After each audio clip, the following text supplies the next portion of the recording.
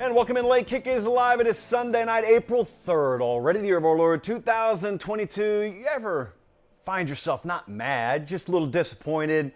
Well, we're going to talk a little bit about that emotion tonight and how it ties into college football. Also going to talk a lot about, well, Texas A&M recruiting, because I don't know if you heard, they signed another 5-star. Some mind-blowing stats. Literally needed to use the hands there to talk about tonight with them. We're going to build a super program on the show this evening using really whatever we want to steal from any program out there. Also, talk a little bit, maybe for the first time easily on this show this year, about who could be in a little trouble this year? Which coaches need it in 2022 the most? We're jam-packed tonight. We're high atop what we could only describe as a blooming and booming downtown Nashville, Tennessee. It's busy as it always is, but actually starting to see some colors on the trees. Got to the mid-60s today. It's really nice. Dare I say, a little pollen in the air. So happy to have you along with us. We are right smack dab in the middle of Final Four national championship game. Whatever you're worried about, whatever you're dealing with, just cast it aside for about 45 minutes, and let's just sit back and talk about what all we love to talk about tonight. Bangkok, Thailand. They are tuned in, Jesse and Colin, in Bangkok, as well as Elizabeth, Colorado. Here's a tough one. We have never had a Bahrainian viewer reach out until now. Munima, best I could do in Bahrain. Thank you for watching. Texarkana, Texas is tuned in. And Guin, Alabama is watching tonight. True story of the 1974 tornado outbreak. Guin is the most fascinating tornado that I have ever done research on, along with the Gerald tornado of the 1990s. And if you live there, you know good and well what I'm talking about. So let's dive in tonight. We did mailbag for about the past 2 weeks. We've become fascinated with the concept of mailbag shows around here, and you keep delivering. And so tonight, we're doing it at least one more time. We'll just see if this takes off. We're just going to continue to do it. We're going to mix a healthy amount of current matters in tonight, and you decided it, not I. So let's dive in. The first question tonight has to do with 2022. It has to do with something that I don't always like talking about, but if you want to talk about it, let's do it. Dirty Bird leads us off. He asks, well, we just completed arguably the craziest college football coaching carousel ever. That we did. I agree with that. Give me 5 head coaching jobs you think might come open next year for any reason. Well, I didn't have to do it because he listed 5 of them. So he listed Auburn, North Carolina, Arizona State, Iowa, and Florida State. What I'm going to do, instead of just haphazardly throwing out ideas of my own yet, since it's only April, is I'm going to go down that list. I'll tell you how likely I think it is that these jobs come open. Start with Auburn. There was a lot of debate amongst Jesse and Colin and I today about what percentage chance we would put here. What percentage chance, by the way, for you listening or watching, would you put on Auburn as a head coaching job opening up after this coming year? I think a lot of folks are going well above 50%. I'm not, just because it always seems really clear-cut when you're well away from the decision needing to be made, and then all sorts of things can happen between now and then. Not the least of which is maybe Brian Harsin just wins more than you think he would. I saw a book put out win totals for SEC Western Division teams the other day. Auburn was 5. That's the over-under, thereabouts, 5 that you can expect for Auburn. So what if Harsin goes 7-5? What if he goes 8-4? You firing him? I don't think so. So Brian Harsin, I put it at 45%. I think I want to go lower than that now that I'm live. I think I want to go about 40% on Brian Harsin. You got to keep in mind with all that, it's not just a normal program, it's Auburn, so that's worth a good 15% knowing the dynamics down there. Let me give Harsin 40% chance that there is a change being made there. North Carolina, I'm not sure where this one came from. I don't think there's any kind of unrest there. Sure, they fell short of expectation last year, but let's remember, this is North Carolina, and they're recruiting very well, much better consistently than they have for several cycles of coaching staffs that have come through Chapel Hill. I put this at 10%. And to me, the only chance that a change is happening there is if Mack Brown were to up and decide to retire. Crazier things have happened. I don't think anyone thought, even when Mack Brown got hired there, he was going to stay there a decade. But I also don't expect him to hang it up in the next 12 months. So 10%. And that 10% is just the standard, anything could happen. What about Arizona State? A lot of us, myself included, are surprised that Herm is still there. I always find this hard to talk about because, like, Herm Edwards is a man's man. He's kind of the guy that you'd want to hang out with, but they've had problems out there, and it's been well documented on this show and elsewhere. 80%. I went really high on this. I think there's an 80% chance that they're making a coaching change. Remember not too long ago, We did a show where I read you a bunch of quotes that some administrators out there at Arizona State had given on a Phoenix radio station. And they were talking about an NCAA investigation during the investigation, which I found a little odd. Everybody else has been shown the door but Herm. So I think it's a matter of time. The nature of that investigation is ongoing. And I think even within the NCAA's parameters, this thing can't move so slow that we don't have a resolution by the end of this season. Could it? Could it? Yeah, I guess it could. 80%. Iowa, kind of ditto to North Carolina here. Kirk Ferentz is at Iowa. He gets a contract extension every year, it seems. Kirk Ferentz and Mark Stoops at Iowa and Kentucky, respectively, they've got life figured out. Not just college football. They got life figured out. They get paid generational money to coach at places where the expectations are well checked and within reason. The culture's rock solid. The people are rock solid. And the program, as a result, is rock solid. Kirk Ferentz, I put at 10%. And it's the same as I thought with Mac Brown. If he retires, he retires. And you're making a coaching change. But if we're talking about firing, if we're talking about replacing a guy because he got shown the door, I don't see that happening. So 10%, and that's all encompassing. The last one was Florida State. I think there's going to be a fair amount of debate on this one, too. I'm not going very high with Norvell either. I think he's going to be safe there. I think they're going to improve this year record-wise. So 15% is what I put on this, and that's if they were to have another disastrous year this season. Keep in mind, I've said this a few times over about the past month, the thing to remember with Norvell, unlike some of his predecessors and unlike just some other folks that don't know how to handle this stuff elsewhere in college football, he didn't sell you a bill of goods when he got there. If you're a Florida State fan, you know this. If you live in, Colorado, you may not know this. He didn't walk in the door and promise people things. In fact, quite the opposite. He promised them there was a hard couple of years ahead. And they've dealt with it so far. So year 3 now, what do they want? They want to win 8 games. It's a very clear number there. That's the snowman. They want to win 8 games.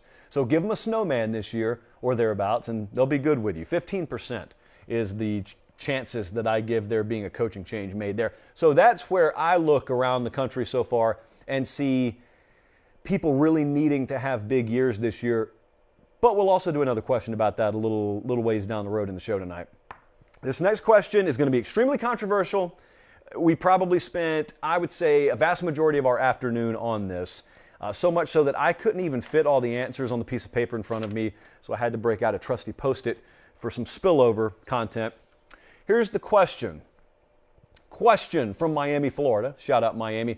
Create your ideal super program by mixing and matching components from existing programs in the landscape. Ideal head coach, stadium environment, location, fan culture. You get the concept here. So I'm going to use Pate State since I run Pate State. If I were to just forget originality, if I am stealing from across the country and I am creating basically a Mr. Potato Head by attaching all sorts of appendages, figurative in nature though they might be, from other programs, where would I go? Whew, this one's fun. So the first thing I wanted to do is get the easy stuff out of the way. Head coach is Nick Saban. Nick Saban always has a place at Pate State, the very definition of Pate State material. In the future updates of Webster's, when Pate State material is included in its rightful place in the dictionary, or at the very least a thesaurus, that guy's picture will be next to it. Nick Saban, Pate State material. Now we get into the weeds a little bit. What about fan culture? I went to Texas A&M. You know why? Because the more I've been around Texas A&M folks, the more they exhibit what we in the neighborhood would call a DGAF mentality. And again, it's an acronym season on Late Kick. If you know, you know. I've always heard people bash Texas A&M folks. But before I had been out there, I sort of didn't know why. And I also sort of went along with it just because everybody else laughed at it, you know. Well, then the more I was around them, the more I realized why those folks amongst themselves say that whole, if you're here, it makes sense. If you're not here, we're not worried about you. They really don't worry about outside criticism. And they also have a lot to be proud of. It's a really awesome environment. It's a really awesome culture. So in terms of fan culture, I want Texas A&M's fan culture. What about student section? This one was made clear to me this past year in, what was it, Jesse, week 2 or week 3, when I went up to State College and I was able to see Penn State, and I was able to see the Penn State student section, which I am now adopting to Pate State because the coordination, the involvement, the tenacity. Have I ever used that word to describe a student section? No, but it's really incredible. I described it as being like a pro wrestling event. WrestleMania is happening as we speak. I described it as being almost like a pro wrestling event. So for the Pate State student section, I want shades of the Penn State student section. Loyalty is important to us at Pate State. Loyalty is a precious and priceless commodity. They have it at Nebraska like I want it at Pate State. At Nebraska, unlike some other places, you could never know what that team's record is by flying the blimp above the stadium, because it looks the same whether you're 8-4 or 4-8, whether you're 2-10 or 10-2. That's why everyone around the country loves their program, but then not too far down the list they say, and I'd really love for Nebraska to get it back on track. Nobody outside of former or current rivals, nobody hates Nebraska. Everybody either loves or likes Nebraska. And there's a soft place in people's heart for Nebraska. Number one, because some of you have been road fans and you've gone in there and been treated, like the nicest receptionist at the history of Holiday Inn would treat you. And then secondly, you watch the fan loyalty. Everyone appreciates that. And I'll tell you who really appreciates it. Programs out there, whether you're winning or you're losing, you're struggling to fill your stadium up. You're struggling to get folks to show up on time. You're struggling to get them to stick around through all 4 quarters. And then you look up the road, probably a good ways depending on where you are in Lincoln, Nebraska, and those folks are flying those red balloons every Saturday, and they got that thing jammed to the rafters, even though it's an outdoor venue. I want that kind of loyalty. I want Nebraska fan loyalty at Pate State. As for stadium environment, we got down this list a pretty good ways before we went the way of LSU. But make no mistake, I want the LSU stadium environment. I want the Death Valley stadium environment. And I'll tell you what I want in particular. It's kind of a put the women and children to bed sort of thing when you have to go down there and play at night, unless, of course, they're clad in purple and gold, in which case we welcome them. Seeing neck, no one cares. It's just all allowed on a Saturday night at LSU. As I have told you many times, and I'll tell you like a 15-second version of it, the first time I ever went to LSU, it was a night game versus Bama. Saban in town. That's how I got baptized into all this. And I remember so vividly thinking to myself, I feel uncomfortable. When I was walking in the stadium, just 2 hours before the game, I feel uncomfortable. I wonder how those poor souls in crimson feel. It turns out they won that night, so it was all worth it for them. But I want that hostility. I want the loyalty of Nebraska fans, but I also want the hostility of the LSU fans. So I want someone who'll stroke you on a cheek, but also slap you on the other cheek. Is that too much to ask? We've seen a lot of that publicly lately. Is that too much to ask? I would argue. In fact, I said the other night and got chastised for it by half of you, if public open-handed slapping was a more instrumental part of our society, I think a lot of the foolishness would be cut out. I'm not taking a stand on Will Smith. I'm actually going to reference him later. But I want the hostility. I want that intimidating nature that really exists at LSU, especially at night, unlike any other place. Stadium entrance, got to go to Blacksburg. I love Enter Sandman as a song, period. And so when they are able to incorporate it in a game day environment, and doubly especially when they got that national broadcast spotlight on Lane Stadium, it's a spectacle that you look forward to. I know some people who tune in early just to make sure they see that, even if they don't even watch the rest of the game. Now stop and think about what I just said for a second. They've created something, in terms of a stadium entrance, so unique at Virginia Tech. People who don't even care about the game make sure they're there early, whether it be in person or certainly tuned in, just so they can see the entrance. If you've done that, you have clearly orchestrated something that is good enough for us to take as part of our own here at Pate State. The fight song, certainly there are many choices here, but there was only one for me.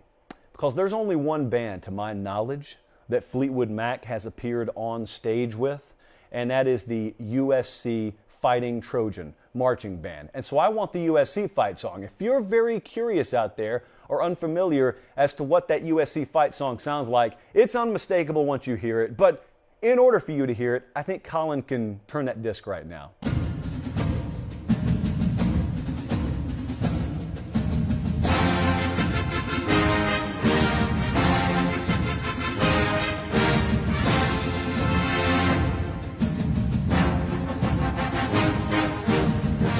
Pay no mind to the amount of empty seats in the background. Just pay attention to how awesome the song is. Lincoln Riley will fix all that foolishness in the background before too much longer. I don't think that there is a better fight song in college football than the USC fight song, especially since they've played it with Fleetwood Mac before. All right, I'll continue now. Campus, again, I'm on a campus every weekend. There are a lot of places I could go, so I could have done a top 20 here. I think Georgia's campus is about as good as it gets in college football. Here's what I like about Athens. Aside from the fact that it's in my home state, it's kind of built into the countryside a little bit. It's kind of, is typographically a word? Topography is very, very much a fixture of Georgia's campus. It's not flat. You know, if you're in Lawrence, Kansas, you got what you got. But in Athens, it's kind of at the base of the Appalachians, and so you've got a little bit of terrain to work with. And they kind of built Sanford Stadium into the side of a hill. I'm kind of fascinated by stadium design, and part of the fascination I have with walking in Sanford is you walk down this like steep ramp when you walk in for the media entrance, at least, and visiting team entrance. Very treacherous, especially if it's raining. But I love the way that Athens is laid out. Everything's kind of nestled into its spot, if that makes sense. And everything's old. Everything's been there for like 100 years. Again, there are a lot of answers I could have gone with here. But for our Pate State campus, I want it to most closely resemble Athens, Georgia. The mascot, again, after this year, I didn't have to think too long about. I had a moment with Bevo. A lot of you pointed out they sedate him before the games, and that's why he kept his cool, even as OU and Texas were busy hanging over 100 combined points during the Red River Shootout. I don't care what they do to him pregame. Because truth be told, I don't want to know what a lot of you are doing to yourselves pregame. But when I had a moment with Bevo this past year, it let me know that's a very powerful animal. We're a very powerful university at Pate State, and what we're trying to do exudes power. And I want a mascot that exudes power. And so, again, until Bama gets that live elephant, the petition continues, but until Bama locks down that live elephant, I think we got to go with Bevo for our mascot. Now, a lot of you are going to think I'm playing favorites when we continue here, but it is what it is. Midfield logo. There's not a better one in the country than LSU. And I've stood on the midfield logo at LSU. So I know how awesome it looks on TV because they have the tiger eye, for those of you unfamiliar. So you got the tiger eye at midfield, but they also have, now I'm no graphic design expert, but they have what I would call a fade concept. There aren't sharp edges around the tiger eye. It just slowly fades into the grass, kind of like a tiger would do in real life. Is there double meaning to the way they designed the tiger eye, Jesse, Colin? I just figured that out on air. If there's not, I'm going to tell people it is. They don't put the hard edges. They put the soft edges where it fades into the grass, just like the animal itself would. You know, they should still have Mike at games.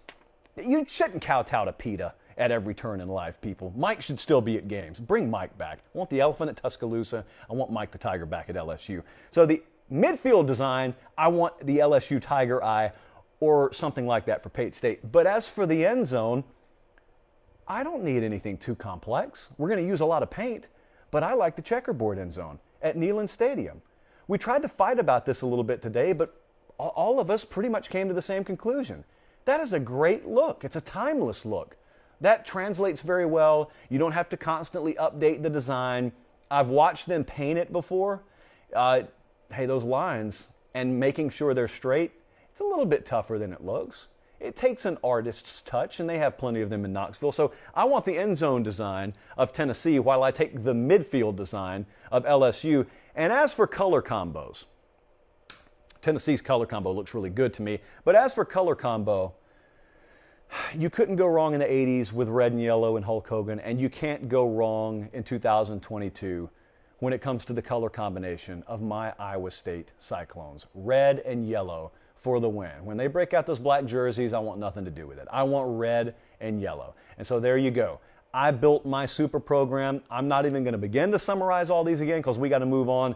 But I am sure that I will have 100% agreement in the comment section. I won't even bother to ask. I know what's coming. Trust me, I know what's coming. But that's my super program. You can design your own super program, and I will be very interested to see your submissions. You know they're tuned in tonight all over the world. For instance, Asheville, North Carolina's tuned in, but so is Auckland, New Zealand. Murfreesboro, Tennessee's tuned in, and you know who else is tuned in? Our friends in Worcester, Massachusetts. And some of you probably think that a kid who grew up in West Central Georgia has no clue how to pronounce Worcester. But I know where Mick Foley won the WWF title on the first Raw of 1999, and it was in the Worcester Centrum. So I've known how to pronounce Worcester for a long time. Can't get half the towns in my home state, but I can get Worcester. Wherever you're watching tonight, thank you so much for that. We continue here. Little March Madness theme to this question. Matthew asks, similar to this year's Final Four, what is ultimately better for college football in the long term? A revival of blue bloods or the rise of more Cinderella teams? And that's from College Station, Texas, by the way. It depends on what we mean when we say Cinderella, but let's just, for the sake of argument, say Cincinnati 2021 was a Cinderella team. It was the first G5 team to ever make the playoff, right? So that's pretty Cinderella in nature. You could go all the way back to the Boise State team of 2008, I think it was.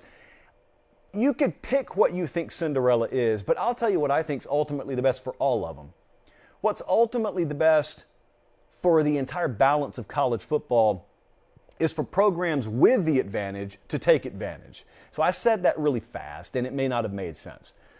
So whether you are a blue blood to the core type fan, or whether you're the guy who pulls for the underdog and who constantly wants someone like Cincinnati crashing the party, you both need to agree with me. I think we have rare consensus on this, even if you don't realize it yet. So here's what I mean, because I think there's a perception that there's a lot of division on this answer. There's really not.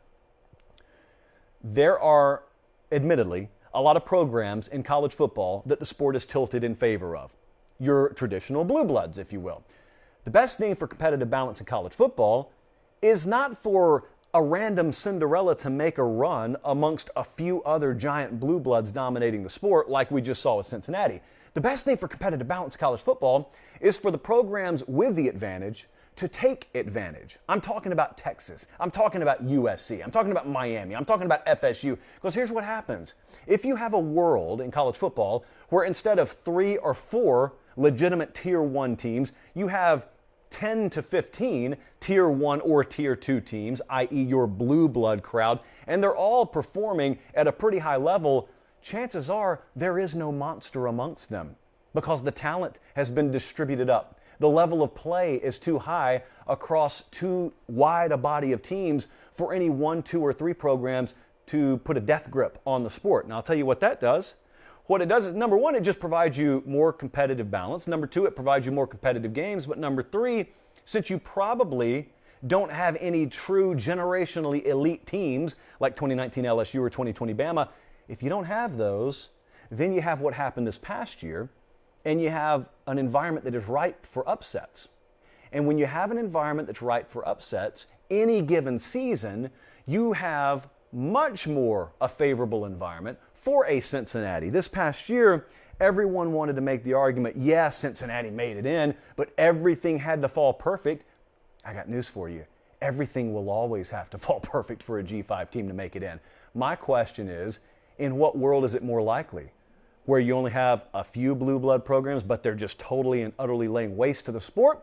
Or a world where all or most to all of the blue blood programs that have built-in advantages are taking advantage of the advantage and therefore sort of leveling out Tier 1, and instead of having 2 or 3 elite teams and then a gap, you have maybe 1 elite team, but chances are more likely you have a bunch of really good to bordering on great teams that beat each other up. And any given year, you could have a veteran, senior-laden team like a Cincinnati that actually has a legit shot, not just to knock on the door of the playoff, but to actually do something, i.e. win a game in the playoff, which wasn't going to happen this past year.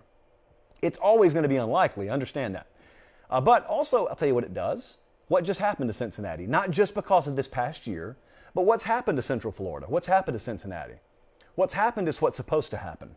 What's supposed to happen to the best G5 programs, the model that I love to see, is they consistently invest, they consistently perform at a high level, and because of that, they don't remain G5 programs.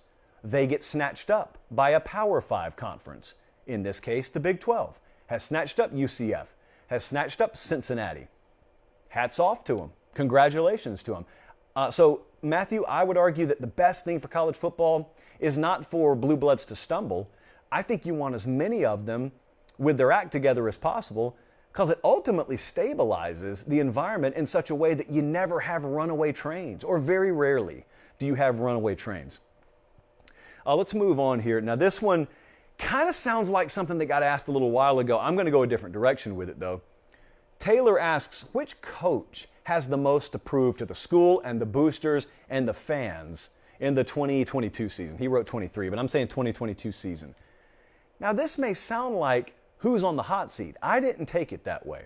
That's why I'm going to start this off with James Franklin at Penn State. James Franklin is on no sort of hot seat whatsoever. James Franklin, we're a big fan of him.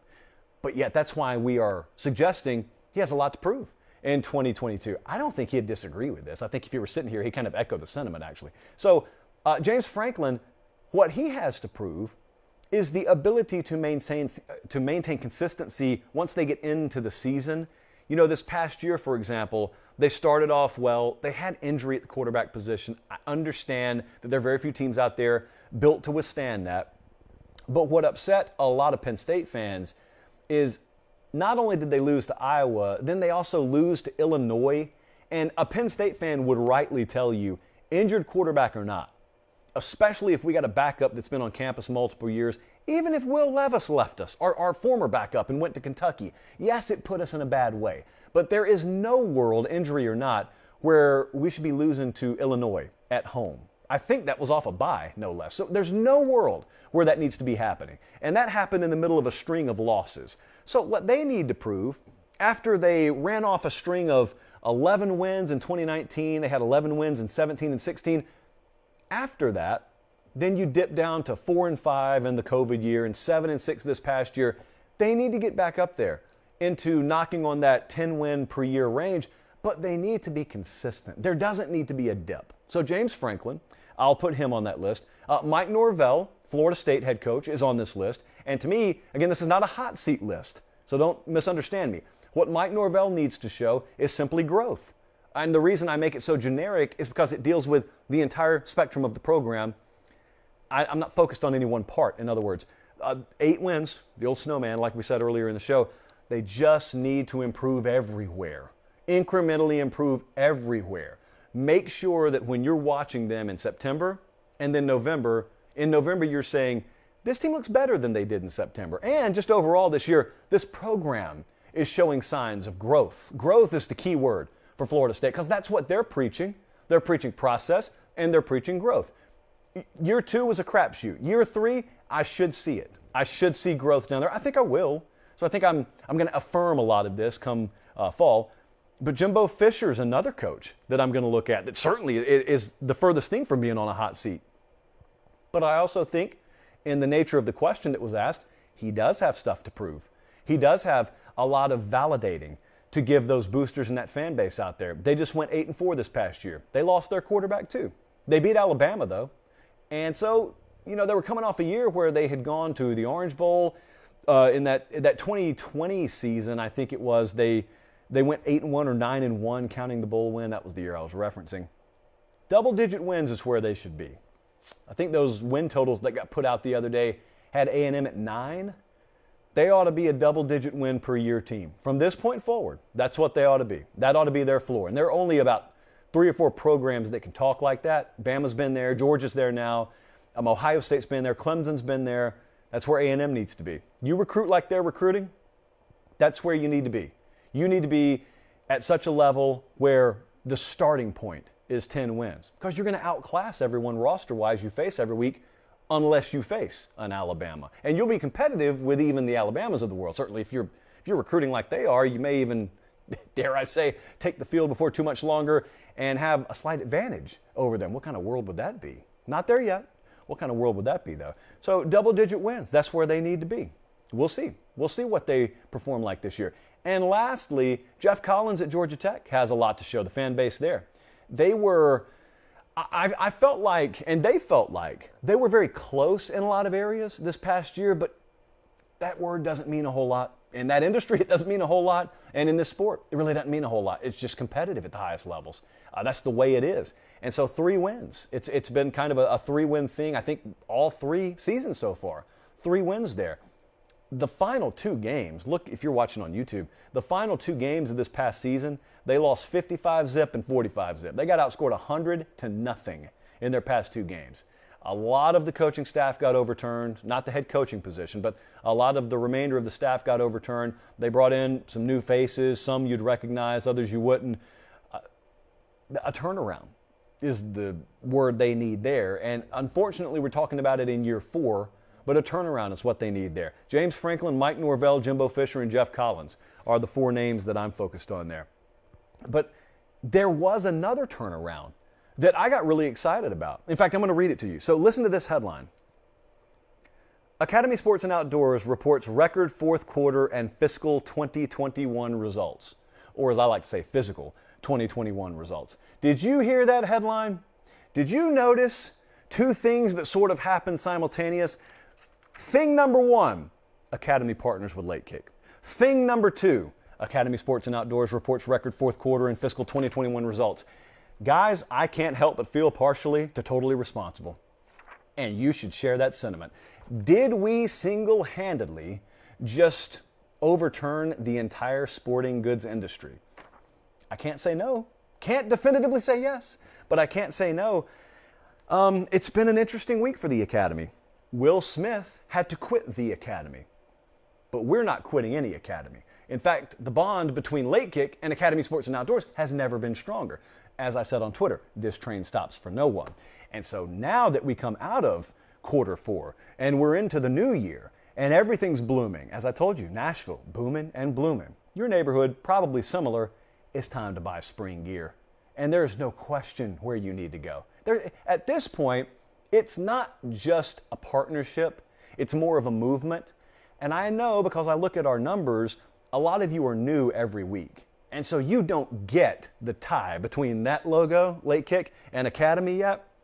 But as you're around here more and more, you're going to understand this is not just some ad read. It's not just some commercial. This is not just some random brand that dropped a bag of cash in our lap and said, here, read this every show. This is our partner. These are the folks who make the show free. These are the folks who we have chosen to partner with. And I use that word intentionally because there are a lot of brands that reach out wanting to advertise on the show that we end up not doing business with. Yes, we leave money on the table. How noble of us, right? But Academy Sports and Outdoors checks all of our boxes. And they check the most important box for you in that they have everything you need this time of year and any time of year. And they keep the show free of charge. They keep our lights on, quite literally. So that's the bond we have. And so I was over the moon excited, and I couldn't wait to share it with all of you. How about that? Record fourth quarter and fiscal 2021 results. Look at us. Just look at us. Imagine what we're capable of in 2022. Imagine what you're already doing if truth is told in 2022. So Academy Sports and Outdoors, anything you need. Just forget about sporting goods. Don't even let that deter you. If you need anything, Academy's got it at this point. All right, let's move on. Let's dive right back into the mailbag. My nose starts to itch around this time of the show every week. It's a personal problem. I'll work through it. Big Cam next up. What's the most disappointed you've ever been with college football? It could be on the field or off the field, from Bossier City, Louisiana. Well, I've got something for you. Now, I didn't want to take such a somber turn so quickly in the show, but I've got something for you. I guess, let me be careful with this. I guess what's disappointed me the most in college football is the amount of our people who were willing to marginalize what is uniquely ours, the regular season, in a chase for something that is ununiquely everyone's, i.e. a great big expanded playoff. And I know that some of you have done that and you've since regretted it. I know others of you are steadfast in that belief that you don't have to sacrifice one to get the other, which you're wrong about, but when you realize it, it'll be too late. You cannot, and I repeat again, cannot expand one thing and keep the sanctity and value of the other thing. And no, you're not going to come back at me and say, but if we expand this, there'll be more of that. And that's not the way it works. It's not the way it works. You devalue the best of that. It's not an equal trade-off there. You devalue the very best of that regular season to add some really good to the regular season. You devalue the great to get a little bit more really good, featuring teams that aren't going to stand a chance at the playoffs anyway. But I'm not here to relitigate that. What I am here to ask, humbly, is I wonder how many people that in 2008 or 9 or 10 were complaining that we want an expanded playoff or a playoff period. I wonder how many of you out there that at one time in your life were expansionists, if given the chance now, would go back to the pre-playoff era and realize, I didn't know it at the time, but it wasn't so bad. 2007, 2006, it wasn't so bad. It wasn't perfect. I never said it was perfect back then. It wasn't perfect, but given what the alternative was going to be, and keep in mind what has happened in the playoff era, it disappoints me because of the collateral damage the sport has suffered. We didn't just get a 4-team playoff. If it was just that, it would have been fine. So oftentimes it happens in life that a lot of folks lobby for something and they can just see that thing and they can never see the ripple effect that it's going to cause. They just see that thing and they get laser focused on that thing. And I may have been victim of this too in the past. I've just long since seen the error of my ways. But a lot of people got razor focused on wanting a playoff. And they never knew. Really, in fairness, we couldn't have possibly foreseen this, or at least I never heard anyone talking about it back then, of what a playoff would do. And a playoff, well, let's think about what it's done. It's led to a phrase that used to never exist, which is meaningless bowl game. It's led to a concept, which used to never exist, which is players opting out, not just of pre-Christmas bowl games, but of New Year's Six bowl games. That's like your BCS level games of generations past. It's led to a lot of people arguing that all but a few regular season games are meaningless. This stuff never happened back then. Or if it did happen, it was being vocalized by such a fringe minority that we all laughed at them, like we should have done. It's not the worst thing in the world for people to laugh in your face sometimes if you're saying stupid stuff. And people back then, just like the ones now who call those games meaningless, you may not be a stupid person, but good and smart people say stupid things all the time. Stupid people don't ever say smart things, but smart people sometimes do say stupid things. And some of you out there, if you're smart enough to watch the show, I got a lot of respect for you. But if you're calling these bowl games meaningless, just because someone else convinced you if there's not playoff ramifications on the line, it's meaningless. No, think for yourself. Do that. You know how to do that. Think for yourself. But that's what disappointed me, and what has disappointed me is watching how many of our folks are, meaning college football. We are not just part of the sporting fabric, if this makes sense to you. You could talk to NBA fans, Major League Baseball fans, NFL fans. They all have a version of the same thing. The ball's just shaped different. College football is its own world. And there used to be borders on this world. And the door swings both ways. We'll be happy to let you in, as long as you understand there's a protocol. And there's a difference in this world than the world you came from, the professional world over there. And if you want to leave our world for the professional world, broadcasters do it, fans do it, you can go ahead. The only thing we didn't want you to do is load up your little satchel or your wheelbarrow, whatever you brought with you from that outside world, and bring that mess inside this world. That's all we asked. And yet it was too much for some people. And they had to bring in this idea that, well, the way they're doing it out there, what if we did that in here? Or, here's my counterpoint, what if you realized the way we do it in here doesn't exist anywhere else, which by default makes what we have unique? And what if I suggested that they have what you want literally in every other league out there? So there is a plentiful supply of you having versions of what you want in the professional ranks. We also have the NCAA tournament in basketball. If an expanded postseason field is what you desire so much, this one little thing over here, why is it that this little community over here is what we have to sully? It wouldn't have happened unless people inside our community allowed it, and unfortunately, too many of us did. So we can't do anything about the past, but the question was, what has disappointed me? That has disappointed me. I hate that we couldn't have a happier ending, but I guess one thing that I do take from it, I get inundated with so many of you, anytime this comes up, that tell me, you know, I used to be an expansionist. Because I was too. I wanted the playoff too. I wanted not the expanded at the time, I just wanted the playoff. So I didn't fight it. I was on board. I'm certainly willing to admit that. So I was like the rest of you. But a lot of you will come and say, I didn't want to stop at 4. I wanted the expanded playoff. I wanted the 8. I wanted the NFL model or the MLB model. But I have since realized You've made a lot of points on this show I'd never thought about before. Sometimes we do it and we're wrong. I happen to think we're right in this case, but I guess there's a little sliver of sunshine there at the very end of a dark and cloudy segment. Let's move on after I tell you a very important thing here. They're watching us in St. Augustine, Florida, Coralville, Iowa, and Newport News, Virginia tonight. Thank you, wherever you're watching. Thank you. How about this? If you're watching graphically, I had the good mind today to go over to Instagram and start taking questions on there as well. Jesse, I think this is a first. Okay, congratulations, Court Bradley. Court Bradley asks, well, he just said something actually. So Colin, here's your better endpoint. Court just says, no question mark, the Aggies have piled on the talent with a record class and a defensive line haul. We need to talk about this more. Well, you know what? If you want to talk about it, we'll talk about it. Do you guys have any idea what Texas A&M has done? I know you know they had the number one class. And I know everyone and their mother has their opinion of how they acquired that class. You better not tell Jimbo about it. But do you really have an idea as to just how good this class is? Fortunately, I have a piece of paper with some supporting evidence in my hand right now. We do padlock stats during the season. For those of you who are new, if you're around this fall, a padlock stat's that one stat that if you knew that and nothing else Friday before the game, you would have been certain of the outcome. Well, I don't know that I've ever done a padlock recruiting stat, but I'm going to right now.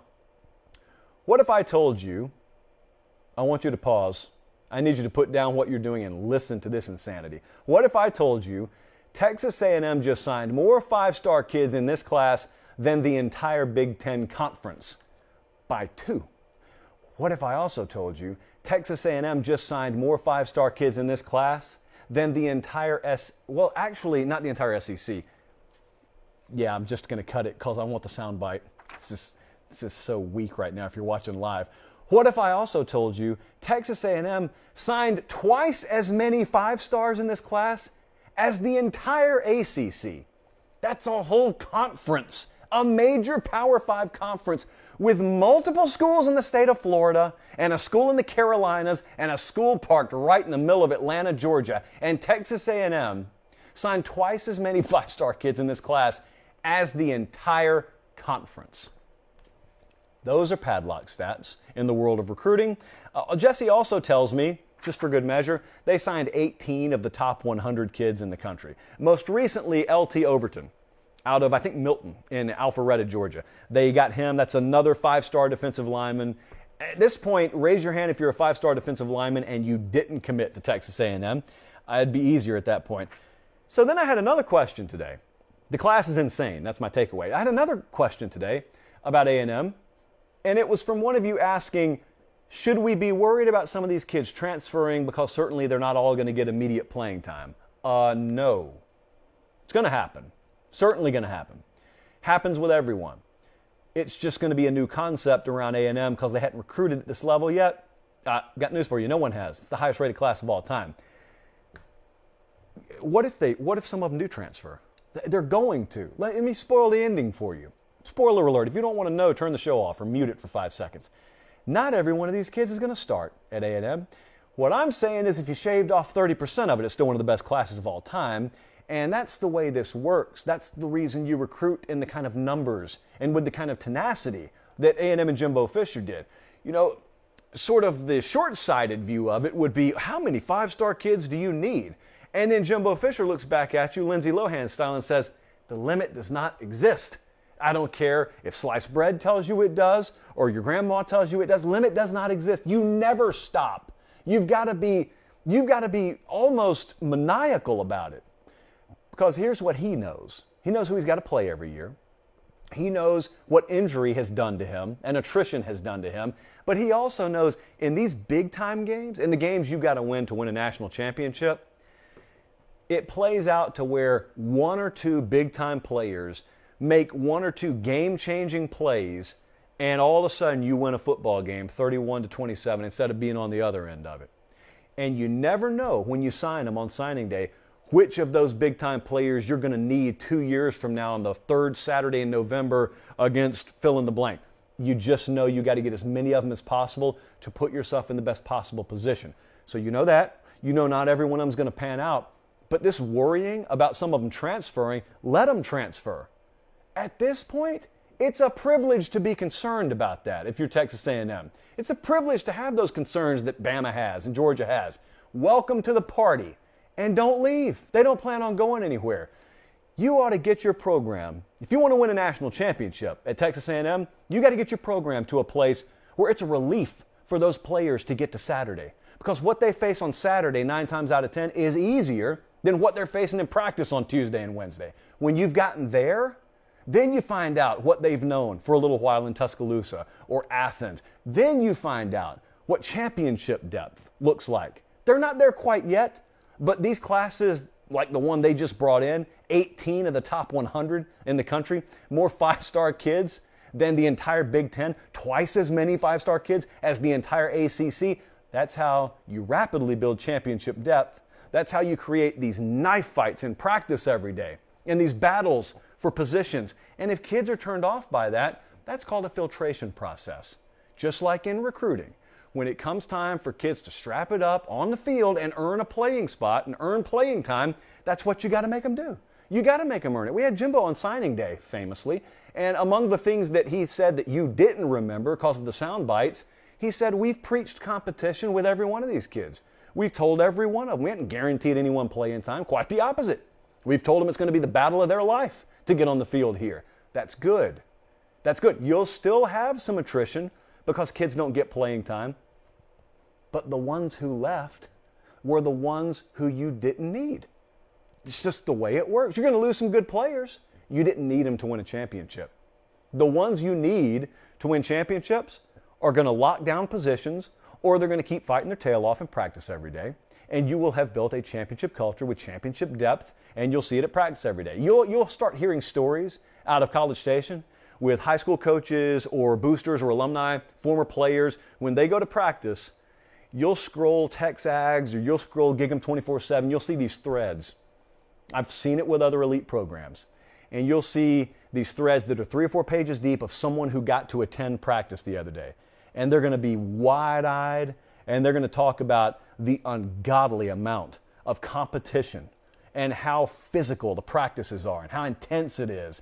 And you're going to realize, those kids are going to realize, it's harder to practice here than it is to play games. Everybody not named Bama or Georgia or LSU or whoever that we play, it's easier to face them than it is to face the dude across from me on the practice field. That's one of the steps to winning a championship at this level. And they're well on their way at Texas A&M. I hope that that fit the criteria for the question. The question was just talk about it, so I think we talked about them a fair amount. This next one is one that every one of you have had an answer to over the course of your college football fandom. Gray's Collective asked, who do you think was robbed of a Heisman Trophy? Statesboro, Georgia there. Well, I've got 4 of them, and one of them is very recent. I'm not over it. I hope he is, but I'm not over this. Like, I don't want to get emotional, but there's Will Anderson right there on the screen. How am I supposed to sleep at night knowing that there are Heisman voters walking amongst us who didn't even have Will Anderson on their ballot? When I'm college football commissioner, one of my first acts may just be to out any Heisman voter publicly that did not have Will Anderson on their ballot. That's a crime against college football and, quite frankly, a crime against humanity. That is a college football hate crime. It's exactly what it looks like. Will Anderson was not even in New York City last year. Screw job is what that was. So he would have had my vote if not for Bryce Young. I don't care if you've got 5 Heisman finalists on your team. If they're among the 5 best players in college football, send them to New York. I get emotional about it. Will Anderson, number 1. Ndamukong Suh, 2009. Just so you don't think I'm playing Bama Homer here. Ndamukong Suh did not win because Mark Ingram did. Suh would have had my vote.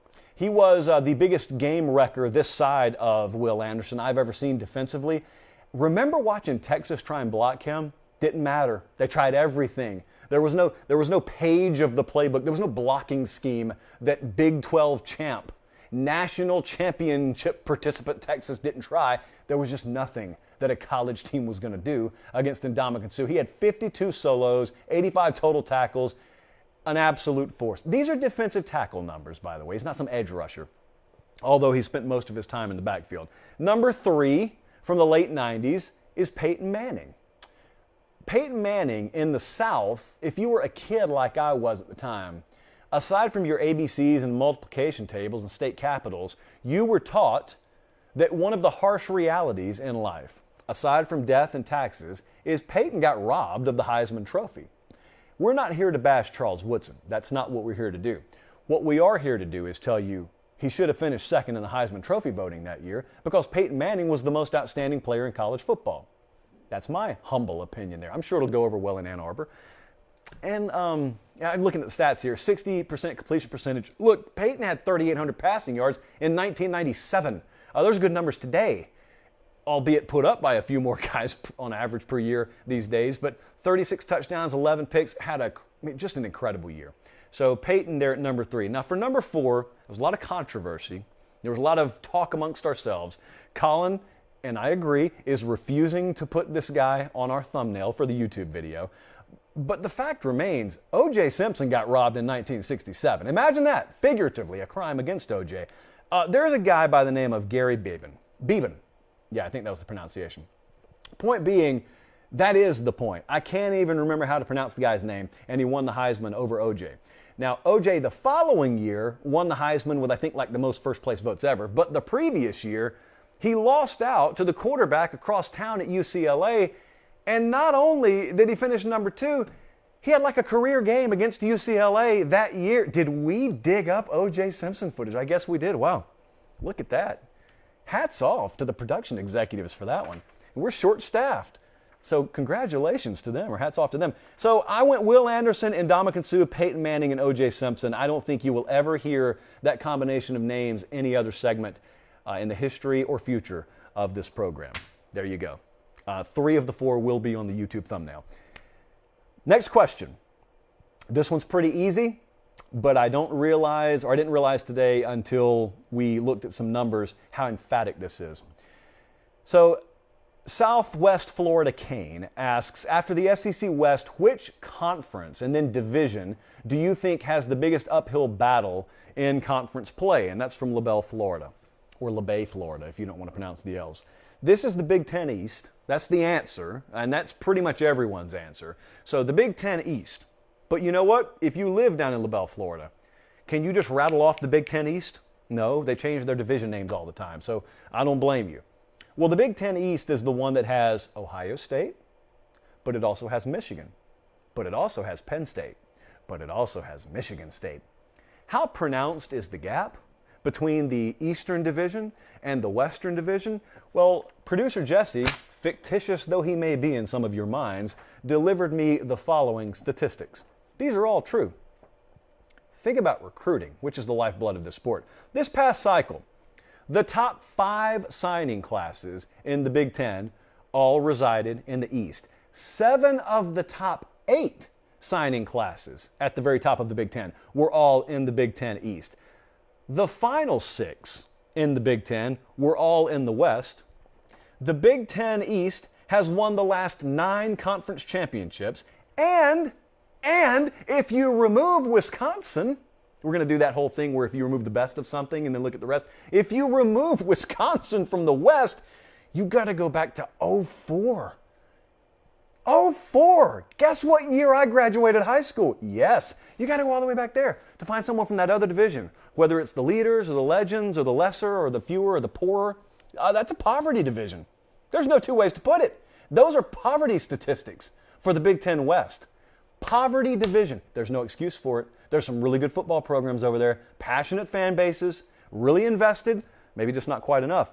Why do we have division formats? This is a question from multiple conferences, but why do we have division formats? There are a lot of folks who beat this drum. There are a lot of folks beating this drum long before I got here. I just want to grab a little stick and add on to the drum beat. The concept of divisions is bygone in nature. You know I'm a traditionalist. I hardly want anything changing. That's why I love the Penn State uniform more than the Oregon uniform. However, I don't like divisions because it leads to things like this. Again, I want to read this.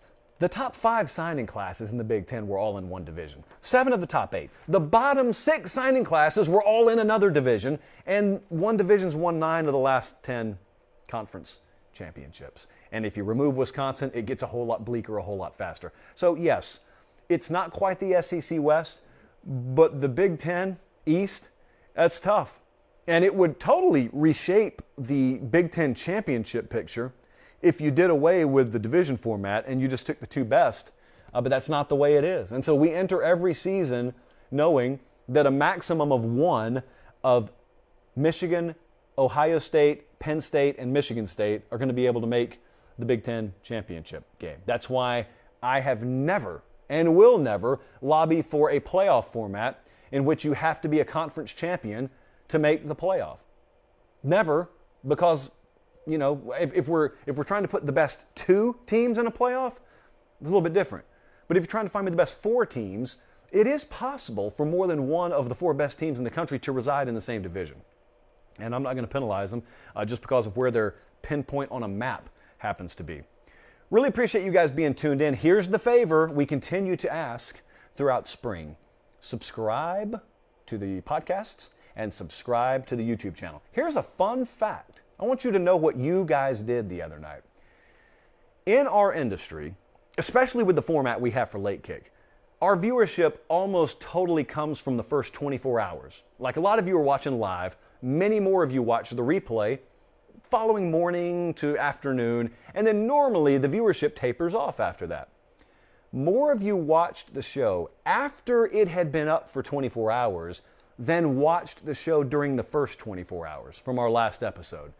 I don't know that we've ever seen that. And it wasn't even particularly close was the thing. So I don't know what had you guys distracted on Thursday, but you came to the trough big time on Saturday and Sunday. However you want to watch. Thank you. You may miss some breaking news using that methodology, but thank you. So Director Colin says thank you. Well, he would if he existed. So would Producer Jesse. I'm pretty sure he would if he existed. I'm Josh Pate. I'm here. There's proof of me. Thank you so much for watching. Have yourselves a great start to your week. Subscribe to the channels, and God bless.